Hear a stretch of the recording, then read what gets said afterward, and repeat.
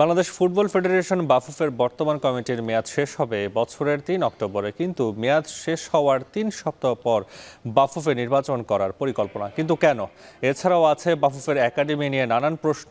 এসব নিয়ে আজকের এখন মাঠের আয়োজনে আপনাদের সাথে আছি আমি তাসওয়ার নাফি, আর পুরো আয়োজন জুড়ে থাকবেন ফেডারেশনের সহসভাপতি আতর রহমান ভূঁইয়া মানিক। স্বাগত জানাচ্ছি এখন মাঠের আজকের আয়োজনে। আমরা যেটা শুরু বলছিলাম যে আমরা বাফুফে যেহেতু নির্বাচন নিয়ে প্রসঙ্গ, আজকে আপনারা বৈঠক করেছেন, এখানে সভাপতি সাহেব ছিল, সেখানে আসলে যেটা বলেছেন সংবাদ মাধ্যমে যে ৩ অক্টোবরের নির্বাচনটা আপনারা ২৬ তারিখে করতে যাচ্ছেন, এবং এই নিয়ে আসলে এই সিদ্ধান্তটা হওয়ার আসলে কারণগুলো কি, সেটা একটু সংক্ষেপে যদি একটু বলতেন। আসলে আজকে আমাদের বোর্ড মিটিং ছিল নির্বাচন সংক্রান্ত বিষয় নিয়েই।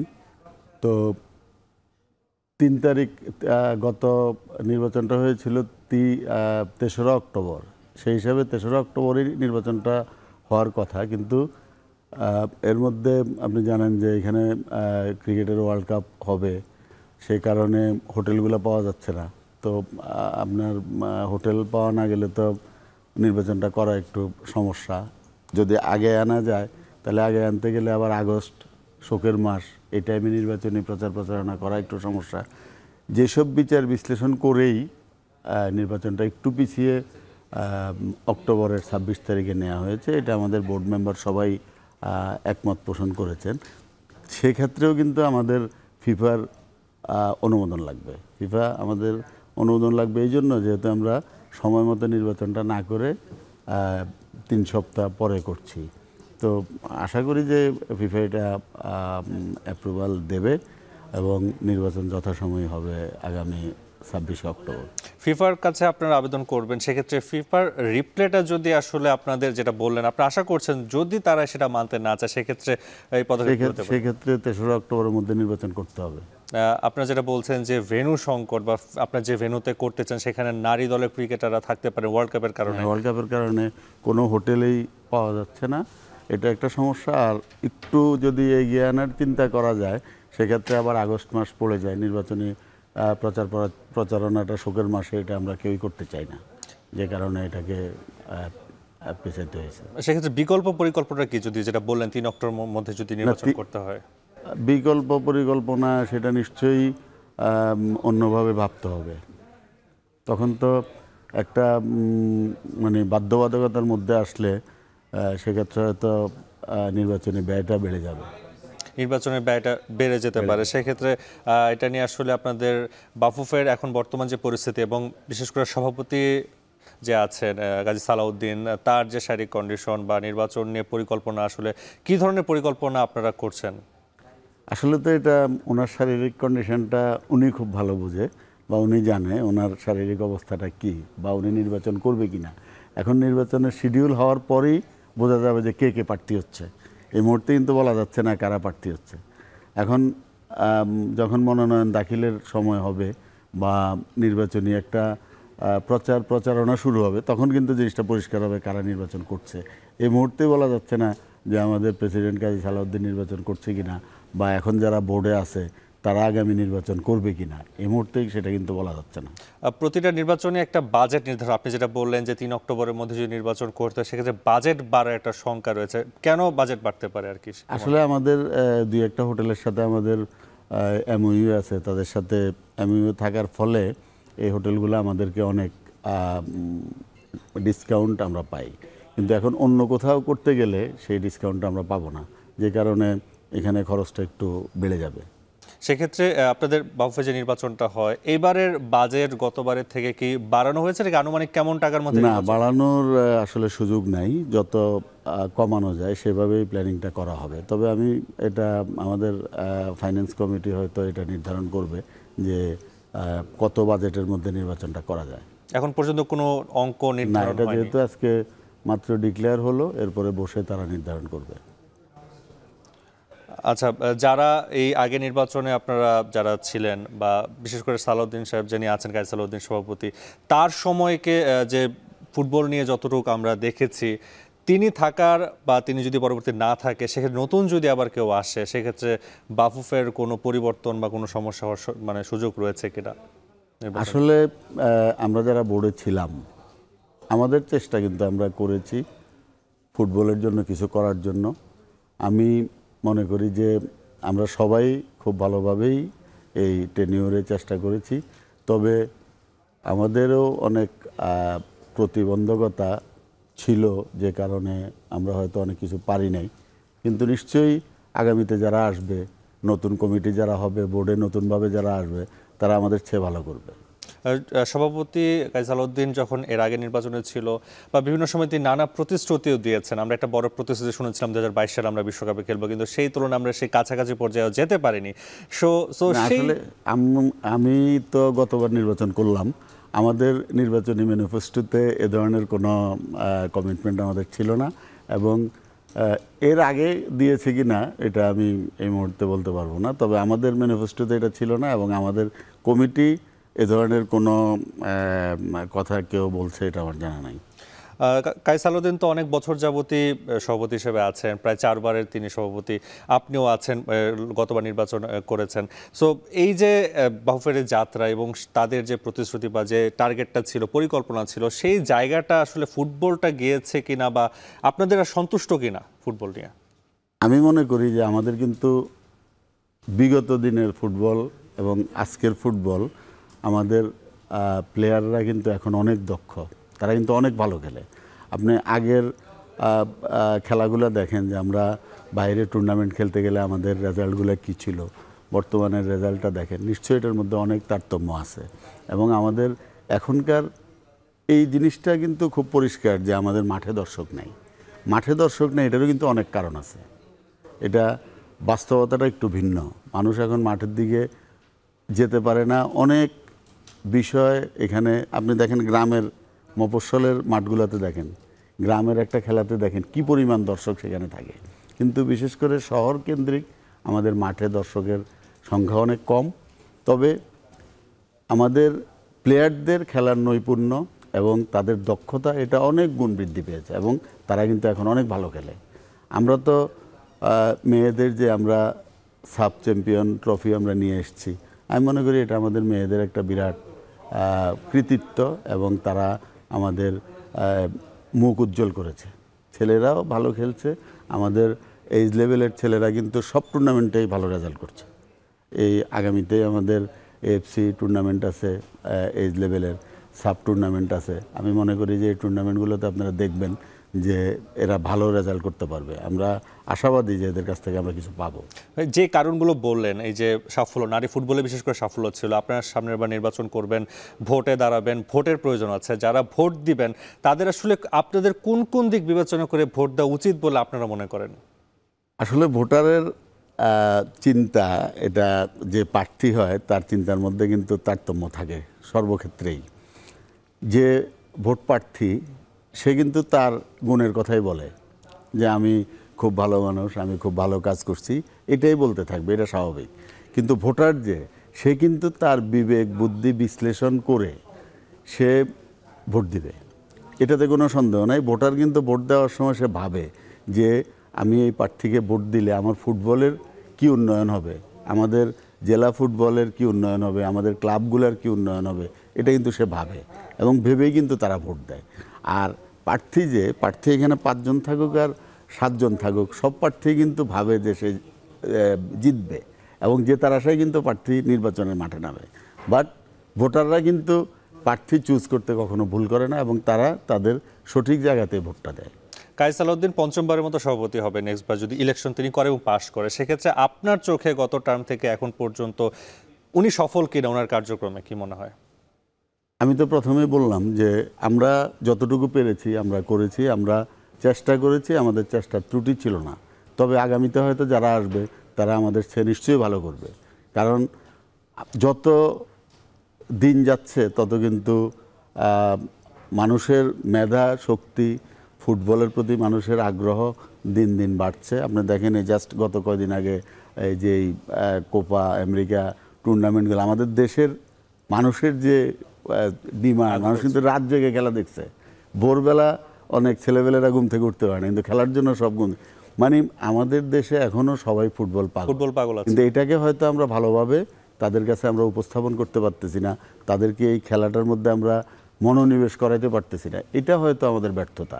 কিন্তু এই ব্যর্থতাটাও যদি আমি সবসময় আমার মিডিয়া কর্মী ভাইদেরকে আমি সবসময় বলি যে আমাদের ভুলগুলো আপনারা ধরিয়ে দেন, তাইলে হবে কি আমরা এই ভুলগুলো থেকে সংশোধন হওয়ার জন্য চেষ্টা করতে পারবো। আমরা অন্তত বুঝতে পারবো যে আমরা কোথায় ভুল করছি।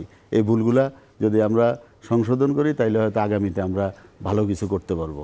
আমি মনে করি যে আমাদের সবচেয়ে ফুটবলের কিছু কিছু বাধা যেটা আছে সেটা আমি মনে করি যে আপনারা মিডিয়া কর্মী যারা আছেন, বিশেষ করে স্পোর্টস রিপোর্টার যারা আছেন, তারা কিন্তু সবাই ওয়াকিবহাল, কিন্তু এই জিনিসগুলোকে আপনারা সেভাবে হয়তো উপস্থাপন করেন না। কিন্তু আপনারা যদি ওই বিষয়গুলো উপস্থাপন করেন তাইলে এটা জাতির সামনে যেমন যাবে, আমাদের সরকারের সামনে যাবে, ফুটবল প্রেমী মানুষগুলোর সামনে যাবে, তখন জিনিসটা পরিষ্কার হবে যে আসলে ফুটবল ফেডারেশনের ভুলের জন্য কি ফুটবল এগোচ্ছে না, না অন্য বাধা কোথায় আছে, সেই জিনিসটা পরিষ্কার হবে। আমি অনুরোধ করবো যে আপনারা এই বিষয়গুলোকে জনসমক্ষে নিয়ে আসেন যে আসলে কেন আমরা পারছি না, প্রবলেমটা কোথায়। আপনারা নতুন একটি পরিকল্পনা করেছেন, বাফুফে একাডেমি করবেন, সেই বিষয়ে আমরা আলোচনা করবো একটা বিরতি নিয়েও, বিরতির পর। Thank you. এখন মাঠের পর্যায়ে নিচে ছোট্ট একটা বিরতি, ফিরছে একটু পরেই।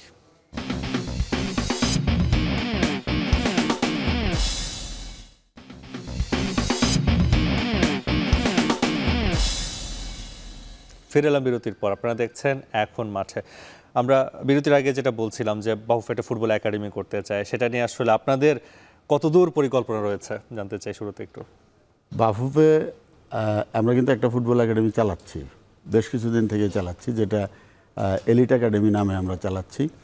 সেটা আমাদের কমলাপুরে আমাদের আবাসন এবং যে মাঠ আছে সেই মাঠের মধ্যে আমরা এটা চালাচ্ছি। আমাদের এই একাডেমিটা থেকে কিন্তু আমরা খুব ভালো রেজাল্ট পেয়েছি। আপনারা দেখেছেন গত বছর সেটা প্লেয়ারদেরকে আমরা নিলামে প্লেয়ার বিক্রি হয়েছে, যেটা বাংলাদেশে প্রথম। এতে আমাদের বিপিএলের সবগুলা টিম কিন্তু আমাদের সেই প্রোগ্রামে জয়েন করেছে এবং তাদের যথেষ্ট আগ্রহ ছিল। আবাহনী, বসুন্ধরা, আমাদের এসব প্লেয়ার তারা কিনে নিয়েছে। পরবর্তীতে কিন্তু এটাকে আমরা আরও সুন্দরভাবে পরিচালনার জন্য সারা বাংলাদেশে 64টি জেলার মধ্যে যত একাডেমি আছে সব একাডেমির মধ্যে আমরা একটা টুর্নামেন্ট পরিচালনা করেছি। সেই টুর্নামেন্ট পরিচালনা করার ফলে সারা বাংলাদেশ থেকে কিন্তু আমরা বেশ কিছু প্লেয়ার পেয়েছি, 50 থেকে 60 জন। ওই প্লেয়ারগুলো আমরা এখন পর্যায়ক্রমে আমাদের ক্যাম্পে উঠাচ্ছি। আমি মনে করি যে এই প্লেয়ারগুলো যদি আমরা কন্টিনিউ ট্রেনিং করাইতে পারি, আমাদের যে এখন ফরেন কোচ আছে পিটার বাটলার, সে আশাবাদী এবং সে কিন্তু এই ট্রেনিংয়ের পর আমাদেরকে আশ্বস্ত করেছে যে যদি আমি এই প্লেয়ারগুলোকে 1-2 বছর কন্টিনিউ ট্রেনিং করাইতে পারি তাইলে এটা বিশ্বমানের প্লেয়ার হিসাবে এদেরকে আমরা হয়তো আমরা পেতে পারি। এই বিষয় নিয়ে একটা প্রতিবেদন আছে, আমরা সেটা দেখে এসে বাকি আলোচনা করব।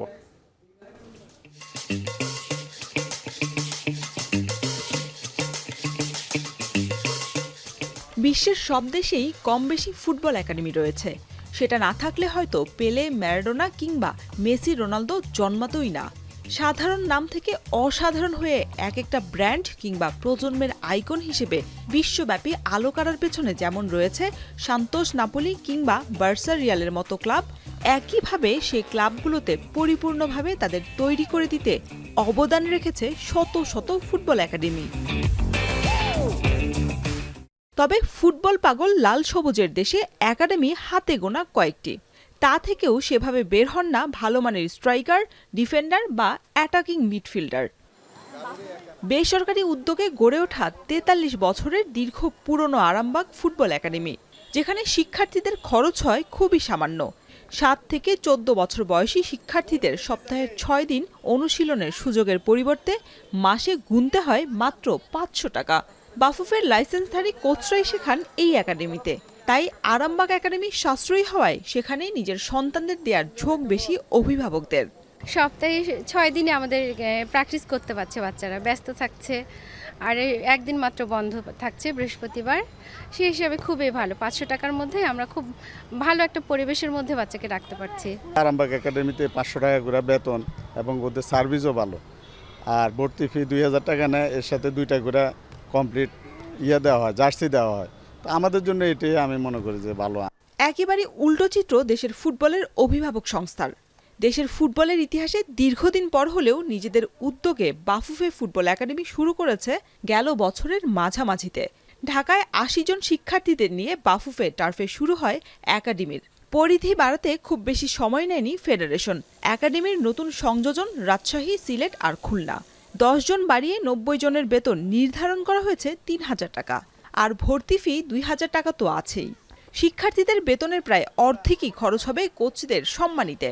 বিনিময়ে শিক্ষার্থীরা পাবেন জার্সি আর ৩ দিনের অনুশীলনের সুযোগ। তাই প্রশ্ন উঠছে, আরামবাগের মতো বেসরকারি একাডেমি এত কম খরচে চালাতে পারলে বাফুফে কেন পারছে না? শিক্ষার্থীদের কাছ থেকে যে টাকাটা পাচ্ছি সে টাকা, আর যদি কোনো শর্ট থাকে সেটা আমরা এটা নিজেদের কাছ থেকে দিয়ে আমরা এটা কভার করে নিচ্ছি। প্রোগ্রামটা যেভাবে এগোচ্ছে হয়তো আগামীতে ভালো বড় কোনো স্পন্সর আমরা পাবো, তাইলে কিন্তু আমরা সারা বাংলাদেশেই এটা খুব দ্রুত আমরা ছড়িয়ে দিতে পারবো। একটা দেশের ফুটবল ভিত মজবুত করতে প্রয়োজন একাডেমি। সেই দায়িত্ব দেশের ফুটবলের অভিভাবক বাফুফে নিলেও সঠিক পরিকল্পনায় না এগোলে খুব বেশি কাজে আসবে না বলে মনে করেন সংশ্লিষ্টরা। শরীফ রওশন, এখন, ঢাকা। আমরা প্রতিবেদন দেখছিলাম এবং যেটা মূল বিষয় যে আপনার ৩,০০০ করে মাসিক বেতন ধরেছেন একাডেমিতে এবং ৩টি একাডেমি করবেন ঢাকার বাইরে, এবং পাশাপাশি ২,০০০ টাকা হচ্ছে ভর্তি ফ্রি, আপনারা দিবেন জার্সি আর প্র্যাকটিসের ফ্যাসিলিটি। বাইরে আমরা দেখি যে অনেক একাডেমি আছে সেখানে ৫০০-৬০০ টাকা দিয়ে প্র্যাকটিস করা যায়। সেই জায়গা থেকে বাফুফে কি আলাদা জায়গায় রাখছে এবং সপ্তাহে ৩ দিন আপনারা প্র্যাকটিসের সুযোগ রাখছেন? খুব ইম্পর্টেন্ট প্রশ্ন। আসলে আমরা যখন এটা শুরু করতে যাই তখন কিন্তু আপনাদের মতো এ ধরনের বাধা কিন্তু ছিল। অনেকেরই ধারণা ছিল যে ৩,০০০ টাকা করে কোনো দিনই এখানে কেউ ট্রেনিং করতে আসবে না। আমরা কিন্তু এটা মাথায় নিয়েই যে আমরা দেখি ট্রেনিং করতে আসি কি না। আমরা ৪০ জন ৮০ জন করে দুটো ক্যাটাগরি করি, যেটা ৮ থেকে ১০ আর ১১ থেকে ১৪।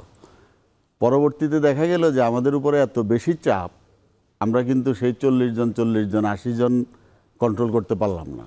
এখনও কিন্তু আমাদের সেই একাডেমিতে আরও ১০ জন বেশি ছেলে আছে। বাস্তবতাটা হলো অন্য কোনো একাডেমি কত নেয় এটা আমি জানি না, বা আমার ওই সম্পর্কে ধারণাও নাই। তা আমি যেটা মনে করি, আমরা যেটা দিচ্ছি, আপনার রিপোর্টে যেটা বললো যে আমরা তাদেরকে জার্সি দিচ্ছি আর মোজা দিচ্ছি, আর এই প্লেয়ারগুলোকে আমরা যে ট্রেনিংটা দিচ্ছি এটা কিন্তু আমাদের একেবারে পেশাদার লাইসেন্সধারী কোচ। আমাদের এখানে ৬ জন কোচ তারা ট্রেনিং দিচ্ছে। তাহলে আপনি হিসাব করেন যে আমাদের এই প্লেয়ারগুলোর জন্য ৬ জন কোচ, প্রত্যেকটা প্লেয়ারের একদম পিন পয়েন্টে ওরা তাকে ট্রেনিং দিতে পারতেছে। এখন অন্য একাডেমিগুলো কীভাবে করতেছে এটা আমি জানি না, বা আমি তাদের ট্রেনিংটা দেখিও নাই। এখন আমাদের এই ক্যাম্প যেটা আমাদের চলতেছে বিএফএফ একাডেমি, আমি ঢাকাতে মাঠ পেলে এরকম আরও 5টা একাডেমি চালাইলেও আমার এর চেয়ে বেশি বেতন দিয়েও কিন্তু বাচ্চা দেওয়ার জন্য বাবা মারা আগ্রহী।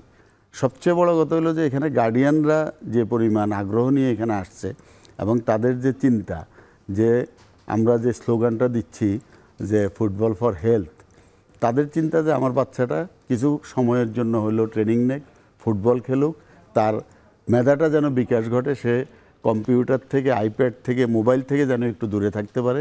এবং ফুটবলের সাথে যদি থাকে দেখা যাবে যে এরা যখন আস্তে আস্তে বড় হতে থাকবে, এদের গ্রোথের সাথে সাথে এরা মাদকাসক্ত কেউ হবে না।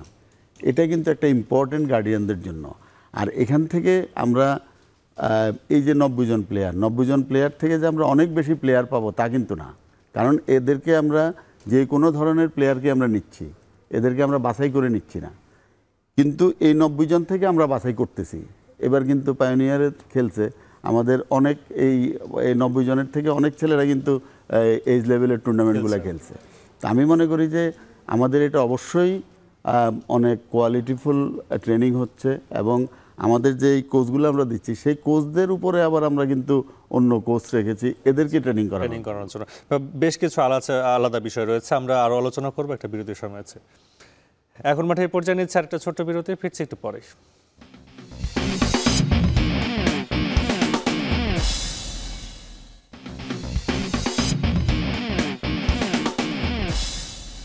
ফিরে এলাম বিরতির পর। আপনারা দেখছেন এখন মাঠে। যে বিষয় নিয়ে আমরা একাডেমি নিয়ে কথা বলছিলাম, এবার একটা বাজেটের একটা ইস্যু রয়েছে। বাফুফে যখন নতুন ক্রীড়ামন্ত্রীর দায়িত্ব নেয় নাজমুল হাসান পাপন, আপনারা ওনার সাথে বৈঠকে বসেছিলেন, আপনারা একটা অর্থ চেয়েছিলেন তার কাছে 450 কোটি টাকার মতো। সেটা আসলে বর্তমানে কি অবস্থায় রয়েছে এবং তার পরিবর্তে অন্য কোনো পরিকল্পনা করেছেন কিনা বা আপনাদের দিয়েছে কিনা ক্রীড়া মন্ত্রণালয় থেকে? আসলে আমাদের এই বাজেট যেটা, এটা বাজেট না, এটা আমরা একটা ডিপিপি আকারে ক্রীড়া মন্ত্রণালয়ে দাখিল করেছিলাম। সেটা ক্রীড়া মন্ত্রণালয় ফাইন্যান্সেও পাঠিয়েছিল, প্ল্যানিং কমিশনে পাঠিয়েছিল, কিন্তু এটা যেহেতু একটা ফেডারেশন, আলাদা একটা সংস্থা, এই জন্য ফাইন্যান্সের একটা পারমিশনের প্রয়োজন ছিল। তো এটা ওইখানে ওই অবস্থাতেই আছে, এটার আর কোনো অগ্রগতি হয় নাই।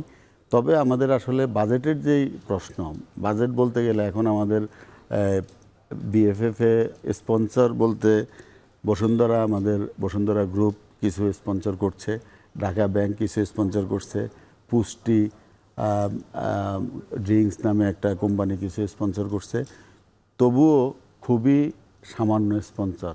আমাদের ফিফা এফসির থেকে যে অর্থ পাওয়া যায়, এতে করে আমাদের টুর্নামেন্টগুলো চালাইতে গিয়ে, এবং বিশেষ করে আমাদের ইন্টারন্যাশনাল টুর্নামেন্টগুলো আমাদের খেলতেই হয়, আমাদের বিপিএল, বিসিএল, আমাদের লিগটা সব চালাইতে হয়। এতে করে আমাদের কিন্তু অর্থের যোগানটা কোনোভাবেই সামলানো যায় না। এই জন্য আমরা মন্ত্রণালয়ে আবেদন করেছি যে আমাদের ফাইন্যান্সিয়াল যে বিষয়টা, এটা বিবেচনা করার জন্য, যেন আমাদের আগামীতে আমাদের এই টুর্নামেন্টগুলো আমরা চালাইতে পারি। এবং আমাদের যে ফুটবলের যে ম্যাচগুলো, আমাদের চেয়ে ভালো টিমের সাথে আমাদের ম্যাচ খেলতে হবে, এবং সেই ম্যাচগুলো খেলতে গেলে কিন্তু আমাদের অনেক টাকার প্রয়োজন হয়। আমাদের একটা বাইরের থেকে একটা টিম যখন এখানে এনে খেলতে হয় বা আমরা যেতে হয়, এক একটা টুর্নামেন্ট করতে গেলে দেখা যায় যে অনেক টাকার প্রয়োজন হয়। এই টাকাগুলোর সংস্থানের জন্যই কিন্তু আমরা ক্রীড়া মন্ত্রণালয়কে অনুরোধ জানিয়েছি, তারা হয়তো এটার একটা ব্যবস্থা করবে। আর আমাদের মন্ত্রী মহোদয় যথেষ্ট ফুটবলের প্রতি ভালোবাসা রয়েছে। আমরা আশা করব যে উনি এটা সুদৃষ্টিতে দেখবেন, এবং মাননীয় প্রধানমন্ত্রী ক্রীড়া মোদী, উনি এই ফুটবলের জন্য স্পেশালি নজর দেবেন। একদমই শেষ পর্যায়ে আছে। আপনাকে অসংখ্য ধন্যবাদ আজকে আমাদের সাথে সময়। ধন্যবাদ আপনাকেও। শেষ করছি এখন মাঠের আয়োজন, চলে যাব নিয়মিত আয়োজন এখন চারদিকে। সেখানে আছেন সহকর্মী জাহিদ হাসান।